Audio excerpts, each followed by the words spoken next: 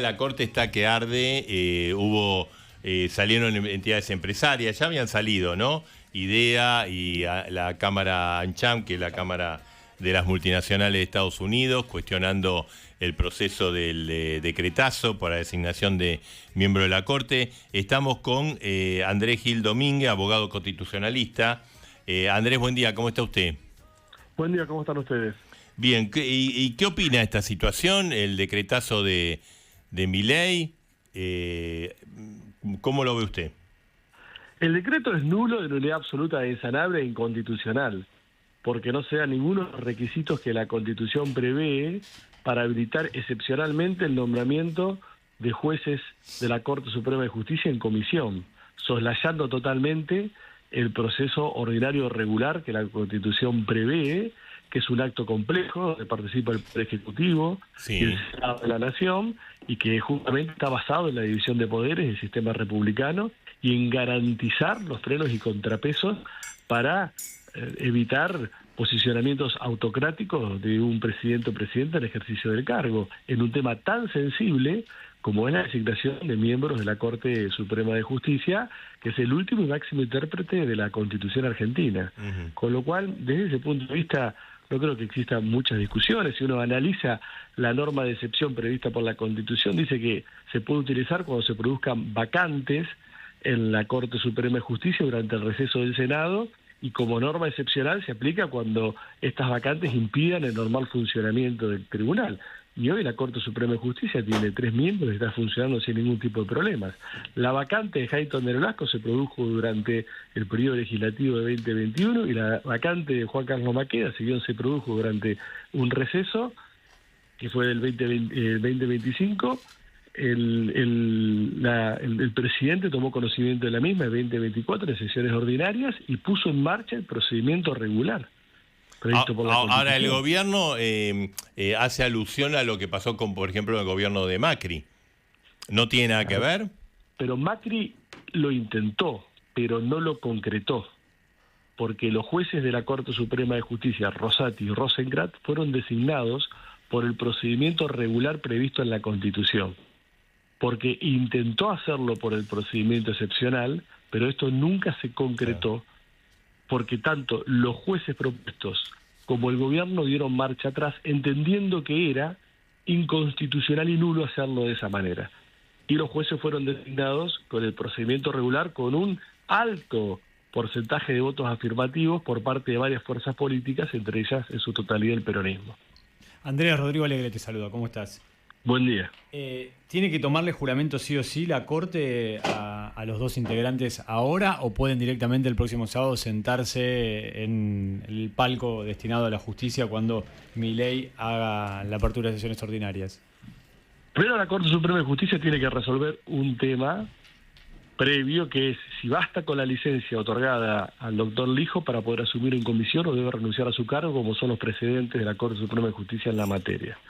Una vez resuelto esto, yo creo que si no hay ninguna medida cautelar dictada por la propia Corte Suprema de Justicia en planteos que se han hecho, en causas que están tramitando con relación a la violación del derecho a la discriminación con motivo de ocasión de género, una que está tramitando, una que fue la impulsé junto con... No, sí, uno está en La Plata en primera instancia, pero en la Corte hay 2 causas que llegaron vía per saltum, la de Red de Mujeres Juezas y una causa que yo promoví junto con Soledad Eze y con Lucía Españolo para cuestionar la designación, porque se estaba violando el derecho a la discriminación con motivo de ocasión del género, prevista en la Constitución y en Tratados sobre Derechos Humanos, porque una Corte de 5 miembros, que 3 son varones, y una propuesta de 2 varones, sin diversidad de género, lo estaba violando.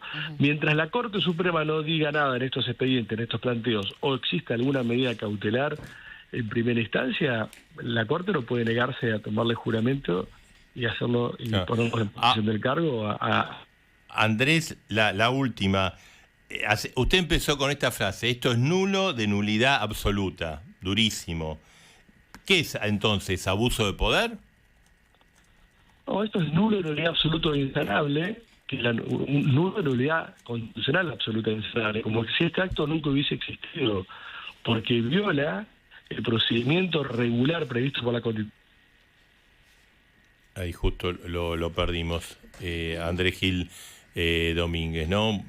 Durísimo, durísimo. Sí.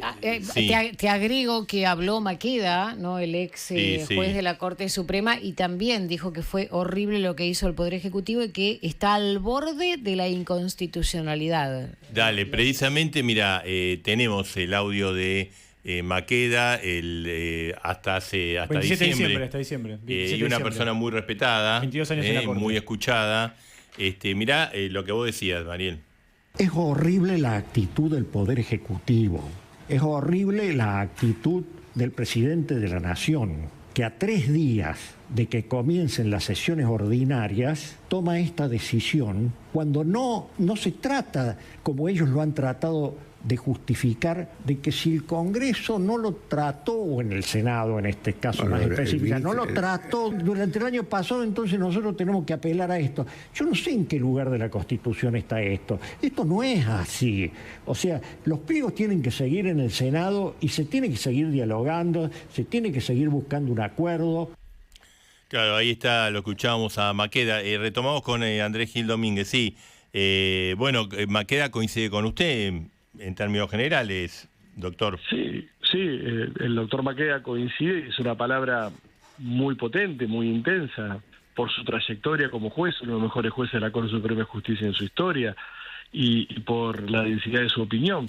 A mí me parece que hay un dato relevante, que es considerar que en el año 2015 Cristina Fernández de Kirchner, frente a 2 vacantes, propuso a 3 candidatos. Ninguno de estos 3 candidatos obtuvo los 2/3 de los mismos presentes del Senado. Sin embargo, Cristina Fernández de Kirchner no designó por decreto. Cuando a Carles no logró los números, propuso a Cecilia Sarrabairús. Y cuando no nombraba los números, no propuso a nadie a través de una designación en comisión. Claro. Me parece que eso es un buen parámetro de evaluación.